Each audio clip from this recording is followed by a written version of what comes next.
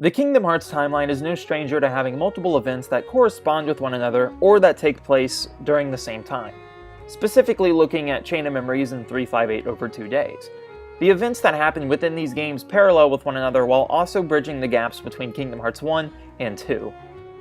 Chain of Memories specifically focuses on Sora's adventure after Kingdom Hearts 1, while Days focuses on the backstory of Kingdom Hearts 2's tutorial character named Roxas and how he's related to Sora. These two games, along with Recoded on the Nintendo DS, can be seen by some people as quote-unquote spin-offs. Now, my personal views of which of these are spin-offs and such is something that I'll get into for a later video or something, but for now, we'll just call them spin-offs just to keep everything simplified. So, is that cool? Is that okay? Yeah? Sweet. Alright. I hear a lot of people talk about which Kingdom Hearts games to play, and the majority of the time I hear that it's just best to play them in release order, which is a true method. I mean, if you've played since the original release of Kingdom Hearts 1, then you've been doing that, and assuming that you're still caught up with the series, it seems like it's done a good job. But when two or more of these games just so happen to start and end extremely close to around the same time on the timeline, it makes you think if you actually need to play both of them. So in today's video, we're going to be talking about which of the two games, Chain of Memories and Days, is better to play for its experience and timeline involvement.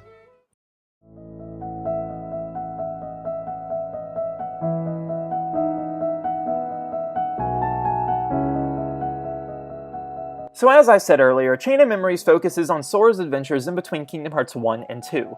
You play as Sora and follow along how he went from this to this. While Chain of Memories does act as a direct sequel to the first game, it drastically changes the gameplay. For those of you that don't know, the Kingdom Hearts series has three main styles of play: the command menu, the command deck, and Yu-Gi-Oh! The command menu is where the attack, magic, item, and summon buttons usually are. This method of play has been seen in Kingdom Hearts 1, Kingdom Hearts 2, Days, and the soon-to-be-released Kingdom Hearts 3. The command deck is when the only available option is attack. However, magic and items take up slots in decks that you can customize and add new abilities to. After you've used a specific ability, you gotta wait a little bit until you can use it again. This method can be seen in Birth by Sleep, Dream Drop Distance, and Recoded. The Yu-Gi-Oh! Method is what Chain of Memories and its HD remaster, Re-Chain of Memories, are known for. For this method, everything you do, aside running and jumping, is performed with a card. Cards have numbers on them, and you and your opponent can use the cards however and whenever you want. If you play a card with a bigger number when your opponent plays a smaller one, you can cancel their card and therefore deal more damage. You can also stack 3 cards at a time for greater numbers at the cost of losing one of the cards that you've stacked. It's also in real time, so there's that. Compared to Kingdom Hearts 1, Chain of Memories plays extremely differently. This is one of the few reasons that many call it a spin-off and people just ultimately skipped it for 2. The other reason is mostly due to its name lacking a Roman numeral, but it's Kingdom Hearts, so that's besides the point. Within Chain of Memories, you revisit the same Disney worlds from Kingdom Hearts 1, except Tarzan because of licensing issues. To move around these worlds this time, you're required to open doors to new areas using cards. Some doors require specific cards of a specific number, some just require specific cards, some require specific numbers. It's really randomized a lot. It's pretty easy to acquire these cards if you're okay with battling just about anything in sight. Some cards that you obtain from battles will also affect the room that you use to open them. For example, if you use a treasure chest card to open a door, then the room that you open the door with will have a treasure chest in it. While it creates a strategic form of gameplay in and outside of battle, it can sometimes get a bit grindy and frustrating when you just don't have the right kind of cards. While Chain of Memories follows the direct story of Kingdom Hearts 1, and does connect it to how Sora begins in Kingdom Hearts 2, it does create a bizarre question about who this guy is.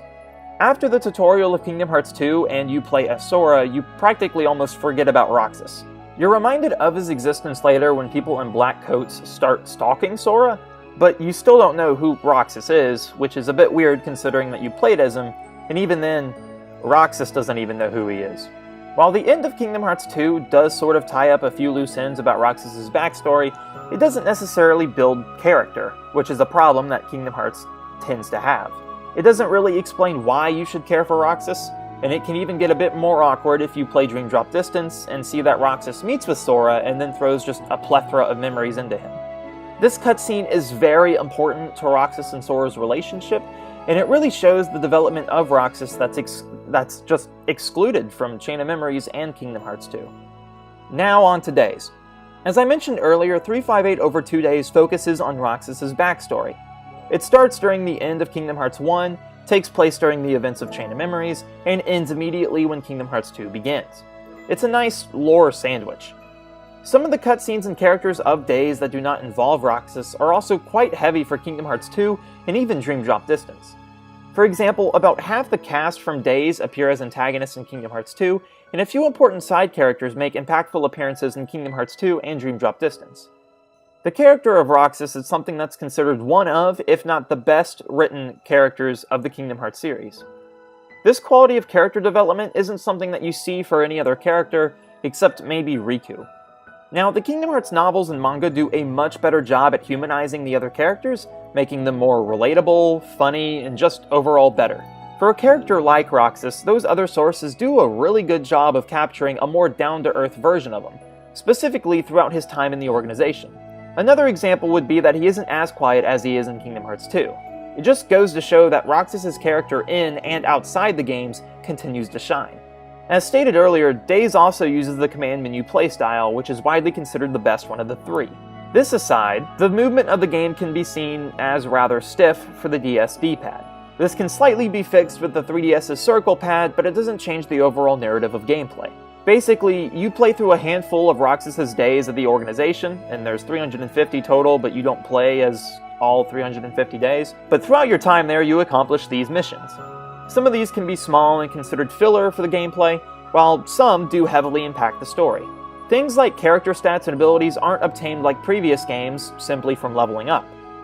Yes, you level up to unlock abilities, but you can also have so many abilities at a time, and overall it just made me a better Tetris player. I don't know, it's super weird to explain, and it's not necessarily complicated, it's just weird. It's one of those you gotta do it yourself to understand it thing.